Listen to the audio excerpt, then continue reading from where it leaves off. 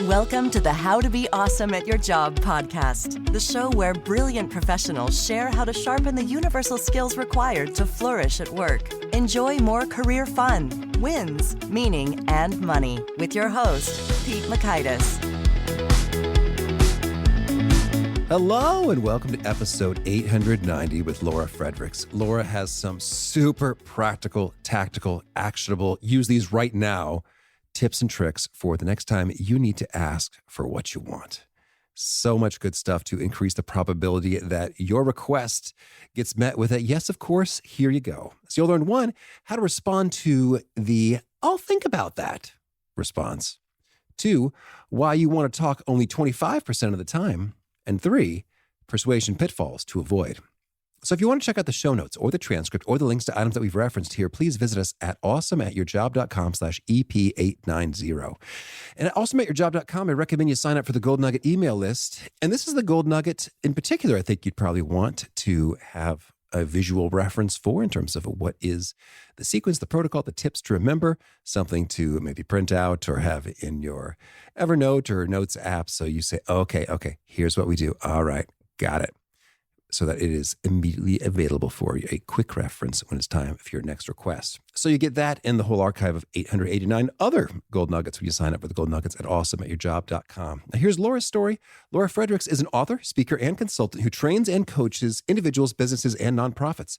Her latest book is called Hard Asks Made Easy, How to Get Exactly What You Want. Through her previous 6 books, Fredricks has helped hundreds of global executives, industry trailblazers, marketing and communication leaders, boards, fundraisers, entrepreneurs, teenagers, artists, philanthropists, and everyday people achieve their best professional and personal lives possible. Since 2005, Fredricks has also taught at NYU's School of Professional Studies. Big thanks to Laura for sharing her wisdom with us. Big thanks to our sponsors. Check them out.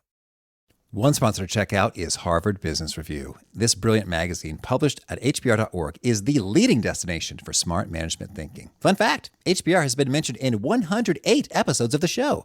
That's because HBR has great stuff that comes up often. They've got explainer videos, podcasts, real-world case studies, and much more. I think of HBR each night that I put on my special orange glasses. Their article, Will Blue Light Glasses Improve Your Sleep?, revealed that those who wore them reported better sleep and a 7% improvement in work performance as compared to those who wore the sham glasses. So I cite HBR anytime anyone tells me that I look silly wearing them. Now, much of HBR's content is available for free when you sign up at their site. Subscriptions that get you unlimited content cost $10 a month. If you visit hbr.org/subscriptions and enter the promo code AWESOME, you can save 10% off of that subscription. Again, to save 10% off of your HBR subscription, go to www.hbr.org/subscriptions and enter the promo code AWESOME.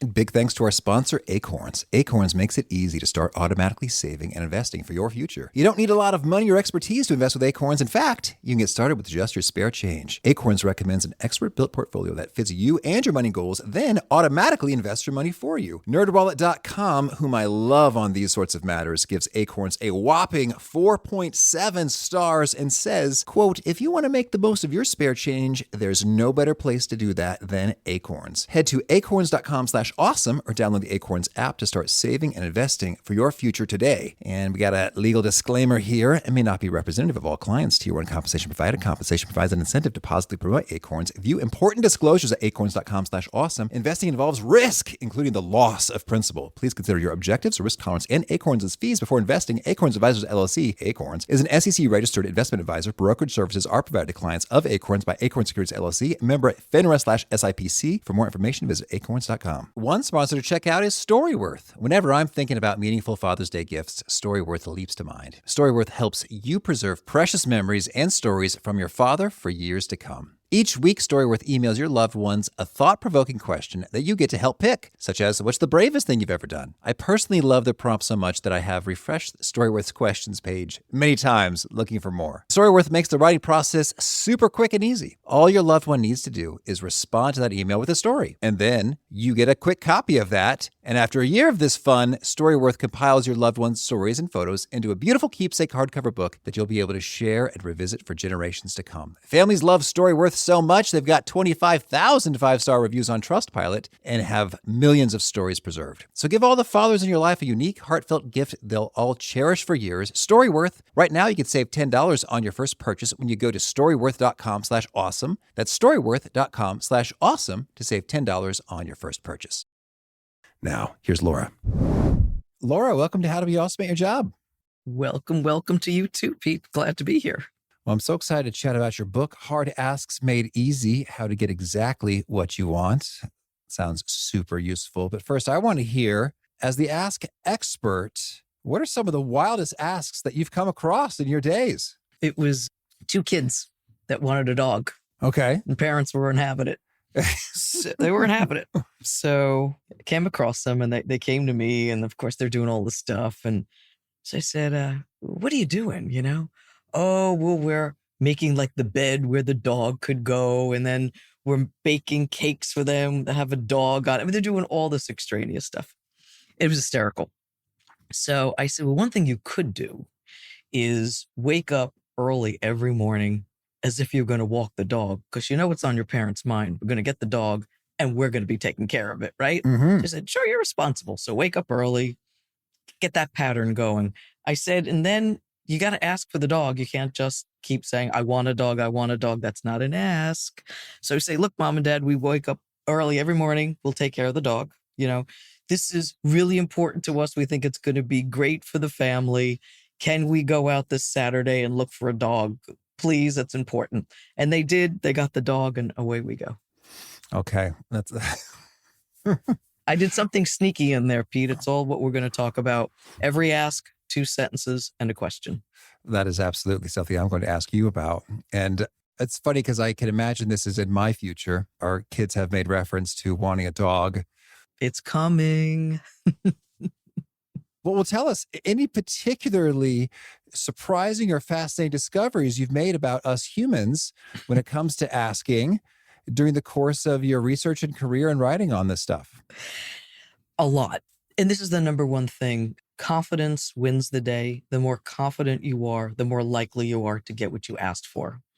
I get this asked all the time, Pete. Do women make better askers? Men make better askers? If you're at the top of your field, does that make you a better asker? It's all about confidence. And so one of the things I try to do is, create confidence in preparation first and then actually asking, but you will get more of what you want by just a confident delivery. Okay, I was going to ask specifically how you define confidence. So you say a delivery that comes across as confident. Correct. So whether you believe you deserve it or whatever is not so much relevant? No, it is. Because Okay. when you believe it, you deserve it, you look confident. There's no way you can look any other way. So that is the stepping stone to being confident. You have to be 100% sure that this is what you want, what you need, and what you deserve. Mm-hmm. Okay, there we go. Well, now let's dig into the book, Hard Asks Made Easy, How to Get Exactly What You Want. What's sort of the big idea or main thesis here? There are 5 laws of asking. All right. I can walk you through them if you like. Well, let's do it. Good. So I always like to do it this way. Pete, tell me one thing that you need this week or this month. I need my team to chug ahead on, frankly, a pretty boring and repetitive project. Okay. Yeah. Okay, good. So here we go. And that's a good one because I just did an interview with someone actually, which was really exciting. And she needed more sponsors for her show. Mm-hmm. So we walked through that one, which was great. But this is asking a team to keep going, even though it's not exactly exciting work. Did I get that right? Mm-hmm. Okay. So here we go, Pete. Law number 1, know exactly what you want with numbers and dates. Okay. So knowing that, how would you ask your team numbers and dates? I need all 890 of these episodes converted over for the dynamic ad insertion by September 25th. There we go. Perfect. Okay. Notice you didn't say by fall, by the end of the summer, by whatever. Now I'm crystal clear of what we need to do. I'm your team member, right? Got a good idea. Good. Now, law number 2, stay with me. Write the old-fashioned way or type it on your phone, but it has to be brain to physical here. 15 things your team is going to say to you. So I'll help you out. Don't have that kind of time. Mm-hmm. Can't make that deadline. Why do you need it by that date? What's in it for me? Do I get extra pay? I've got these other tasks to do. Where is this on my priority list? Okay, I just gave you 7. Now you fill in. Oh, sure. Well, my team is so fantastic that I think they'll probably say, "Oh, hey, well, we'll try." I mean, yeah, we're gonna do our best, try. but I don't know. I mean, that's kind of a short deadline. Well, what happens if we don't make the deadline? Okay.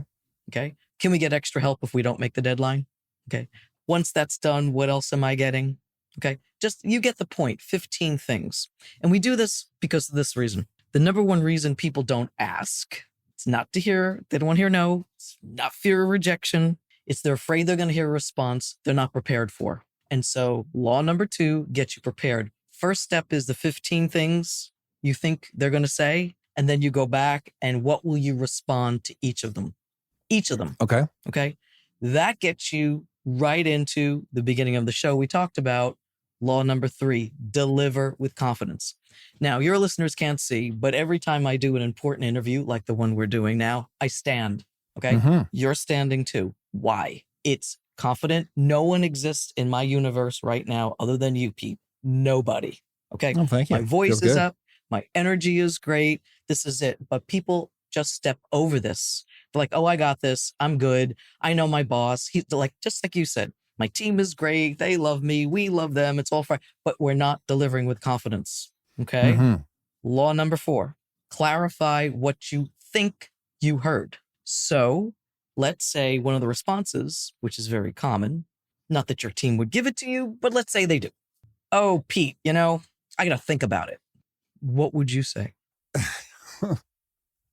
Well, it's funny. I suppose when I'm thinking about something, usually there's something pretty specific under the surface that I need to think about in terms of like, well, I'm wondering if I have that capacity given that there is a vacation scheduled. So often think about really means gather some more information and do some research to bring a little bit more certainty to an unknown. Right. So the thing about that, which is a very common response, which we all have to prepare for, is your only job is to find out the it. What is the it? Now, you went down and said, there's research, there's something to contemplate on. There's always something, but you need to find out in that moment what it is. So anyone hears, I have to think about it. This is what you say. You say, to your team member, thanks so much for sharing. This is great. This is my words, use whatever. To the extent you feel comfortable, can you share with me what you're thinking about? And here's the most important part. I'm here to help you. Okay. And you bring it back in. It's not, I threw something at you. You threw a response back. Time is going to take care of it. There we go. To the extent you feel comfortable, can you share with me what you're thinking about? I'm here to help you. And you know what? They tell you. And exactly the reason might be that you just said, well, here we are.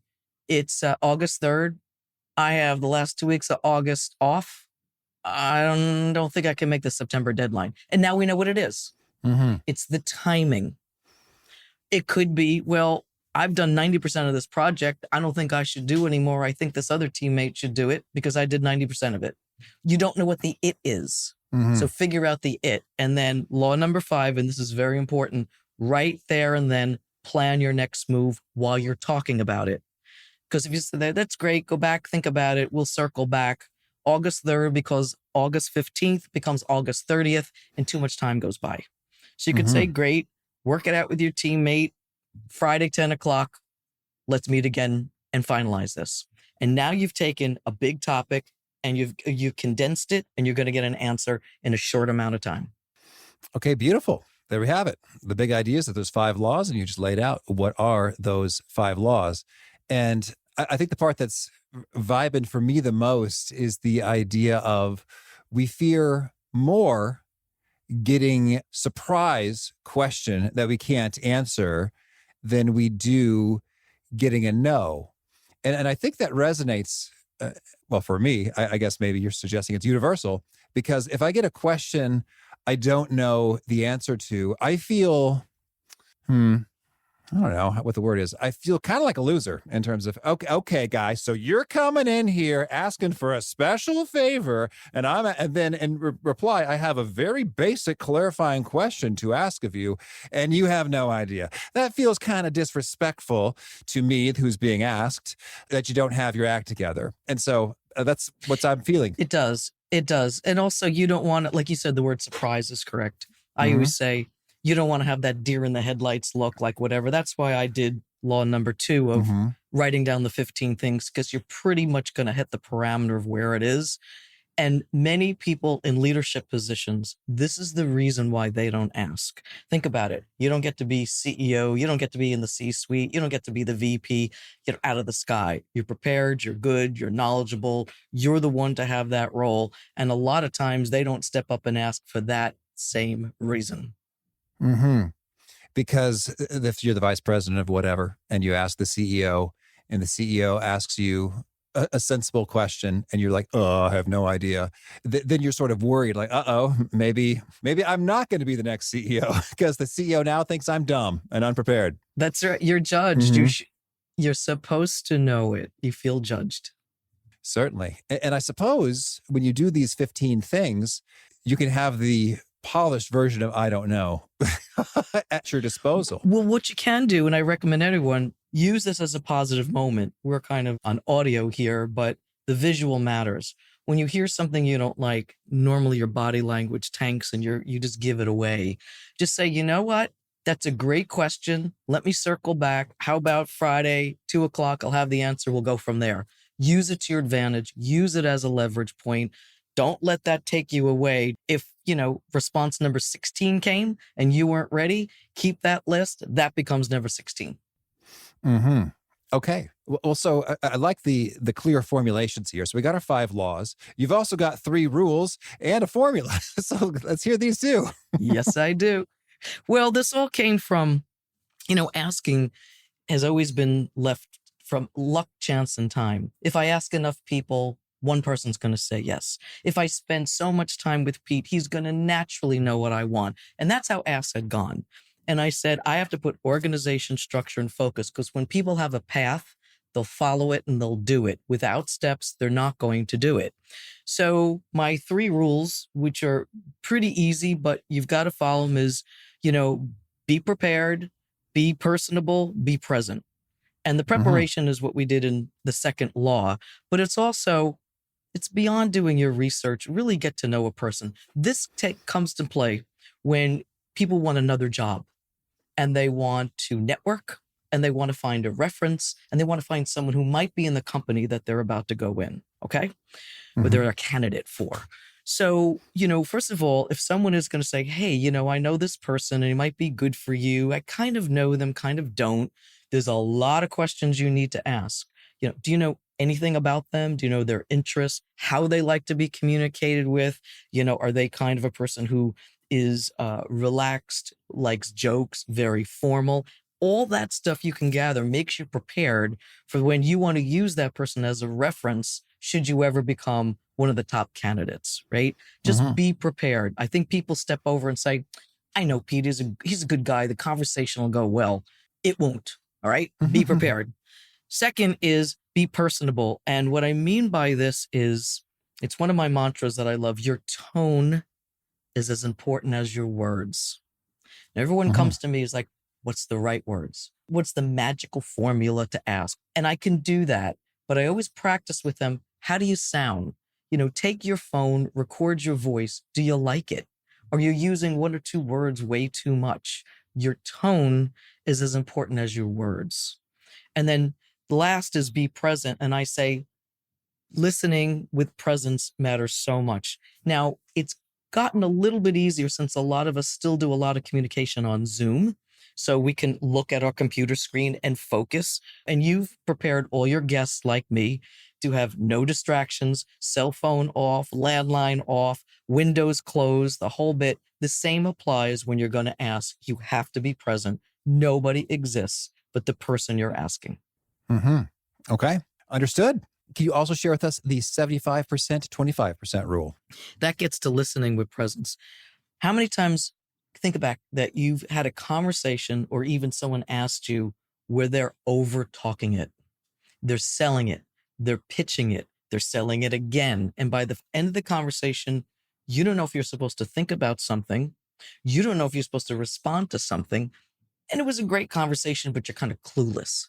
So I said, especially when you're in the ask, it has to be they talk 75, you talk 25, which gets us to the ask formula of 2 sentences and a question. You end on a question so that the person you ask speaks next.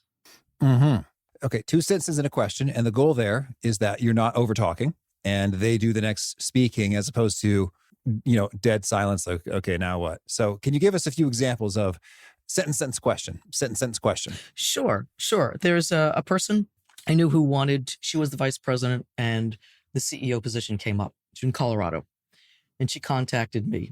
And again, people can go too heavy on what they accomplished so that they should naturally rise, right, to the next position. Mm-hmm.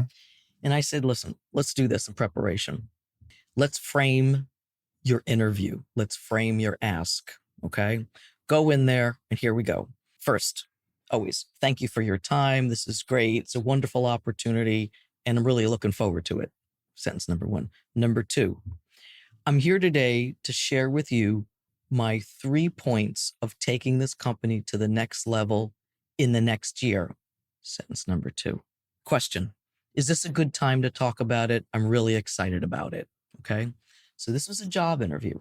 Now, what did I do? 2 sentences and a question. We're going to get to asking for the job in a minute, but I like this prep first.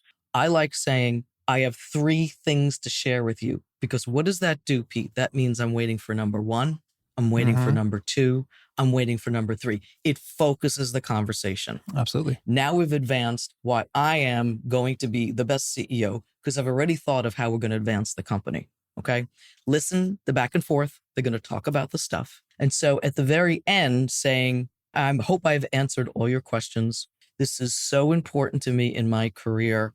And here we go. I'm asking you now to consider me as the next CEO. Can you do that? Nobody asks for the job. They talk around it. But when you ask for it, there's laser focus that you are the person who really wants this. You've put a lot of time and energy into it. You're going to advance us, and you actually asked for the job. Okay. Can you do that? And I was, sure, I could think about that. Or I guess they say, well, no, actually, someone else is going to get it. So sorry about that. And that's fine. But at least you planted a major seed that this is something they really, really want, especially if you're moving up in the company. There can be way too many assumptions that they know me. They've seen my work. We've gone out. They know my plan. And when it comes to this moment, you have to treat it as if they kind of know you, kind of don't. But you have to be the person who asks for the job because you want the job. Okay. Can you give us another demonstration of the 2 sentences, then question? Sure. Let's go back to the interview I just did. The woman said, I need more sponsors, which we know from law number 1 is not an ask. I said, give me an example. She wanted Coca-Cola to be a sponsor for $25,000 by September 1st. Okay. That's what we wanted. It was kind of a framed ask. It could be any sponsor. It could be a local bank. It could be whatever. But we use Coca-Cola because everyone knows it. So anyway, go in there, say, you know what? First of all, what's in it for them? I've studied your company and a lot of people tune into my podcast. And I think this can be a tremendous partnership. What I'd like to talk to you today is about Coca-Cola being a $25,000 sponsor by September 1st. Can we talk about it now? What else do you need to know before you make this important decision? Okay. Understood. And so then they're clear on, well, here's what I need. I need to know your demographics and your da-da-da-da. Mm-hmm. Precisely. You're right down the runway. It's $25,000 by September 1st. And then you get into everything else. Here we go. I'm not the decision maker. The budget is over. We don't support podcasts. I mean, then you get into the 15 things and you're going to respond. Mm-hmm. Okay. And let's do one more example. So there's a lot of people that need more personal time now or through the end of the year. Okay. Or they want a promotion or they want a raise. but I'm going to go with personal time because more people are coming to me. That's as important as raises and promotions. When you speak to your boss, you got to remember, they don't remember how much vacation personal time you have. I mean, I think they think it's emblazoned in there more like an Excel spreadsheet, but they don't know. So in there and say, you may be aware or not that I have 10 personal days in calendar year 2023. I'd like to ask for 3 more personal days that I can use in September. And, if we have to count them against my 24 time, that's okay. Is this something that you're ready to decide now? How can I help you make this decision? Mm-hmm. Okay, there we have it. Well, so I like we got right into a lot of the pro tips on the formulation of the ask. Can we maybe back up a little bit and talk a bit about that asking reluctance? We talked about the fear of not knowing what to say. You've also formulated what you call 2 devils and 3 temptations when it comes to asking. What are these? Well, the 2 devils are assumptions and expectations. And that can just sabotage even your thinking about asking. So there's a lot of assumptions. Let's go back to the person who wants to be CEO. They can do a lot of assumptions of I've been here X amount of years. I've taken this company here. Everybody knows me. And like in what we ever say, it's going to be a slam dunk, but that's way too much assumptions. Or the more time I spend with someone, the more likely they're to know that I want their business. This happens a lot in sales, a lot in real estate. Take the person out for 1,000 times and they know that that person's going to buy the house from them. Assumptions, wipe it away. Expectations. This comes a lot in personal relationships, especially when we expect someone to know you need to clean the house more. We expect someone to know it's your turn to do food shopping. We expect someone to know we have been on vacation. We're going to take the biggest one we ever have. Wipe away expectations and assumptions. You do need to ask, and you can't rely on those 2. Okay. Mm-hmm. And then my 3 devils, I mentioned them before, and they surface all the time: luck, chance, time. If I ask, and I hate this when 10 people, 1 person will give me the investment. Mm-hmm. Chance. Well, my chances are pretty good because I just went out with them last time and they're going to know and they'll just do it. But I'm going to take my chances to sit back and wait. Okay. Mm-hmm. And time fell back on the other one. The more time I spend with people, the more naturally they're going to know what happens. And I don't have to ask. It's just going to happen. Okay. Understood. Well, tell me, Laura, any final things you want to make sure to mention before we shift gears and hear about some of your favorite things? Yes, there's a couple things that I like. Just keep in mind, anytime you ask, it's a conversation. And anytime you ask, it's an opportunity. A lot of times people can't ask because they feel like they're taking something away. The person's going to have less than they had before, but always think it's an opportunity. They're going to say yes, no, maybe, move on. But I'm guaranteeing you, if you don't, there's someone right behind you who's going to ask that person. So remember, it's an opportunity. All right. Well, now could you share with us a favorite quote, something you find inspiring? The quality of your life depends on the quality questions you ask yourself and others. Mm-hmm. I made that up and I like it. It's my guiding principle. And a favorite study or experiment or bit of research? I look a lot towards 2 things: the Chronicle of Philanthropy, advancing philanthropy, just because I like to know the mindset of people with a lot of money, what they're doing with it, why they're giving it, why they're not, because that comes up in a lot of asks. Most asks have a monetary element to it. So I monitor those 2. And also, I'm an avid reader. I read the New York Times, Wall Street Journal, Washington Post every day. All right. And a favorite book? To Kill a Mockingbird, hands down. It was my favorite book then. It's my favorite book now. And, Pete, one of the wonderful things is I got a chance to see Jeff Daniels be featured as Atticus here in New York City. And what's so wonderful and sometimes terrifying is that the original lines from the book in the play made people gasp because they're timeless. We're still dealing with these issues. And so to write that kind of book and still have it so relevant so many decades later it's just amazing. Okay. And a favorite tool, something you use to be awesome at your job? A couple, because I'm on the road a lot. I use Ignite because then I can access any of the documents I have, any of the press releases on it, and I like that a lot. Oh, my MailChimp, I could not live without that because that gets out my newsletter. And if anyone wants to be on my newsletter, it's Laura@ExpertOnTheAsk. Send me your email and I will put you on. I do a newsletter once a month and it's called 2S1Q, 2 sentences and a question. That's right. So those are my best. And then I invest in a lot of good lighting because it's sometimes very difficult in a New York condo to get the right lighting. So I always invest in good lighting. Mm-hmm. And a favorite habit?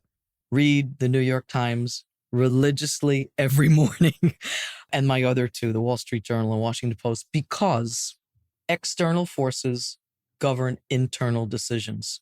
You have to know what's going on locally, regionally, nationally, internationally, because they affect every ask you can do, won't do, or need to do.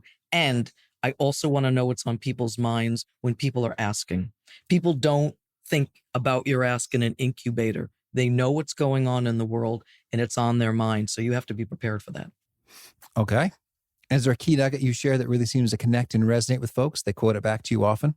I gave one before. The ask is a conversation. Your tone is as important as your words, and listen with presence. Mm-hmm.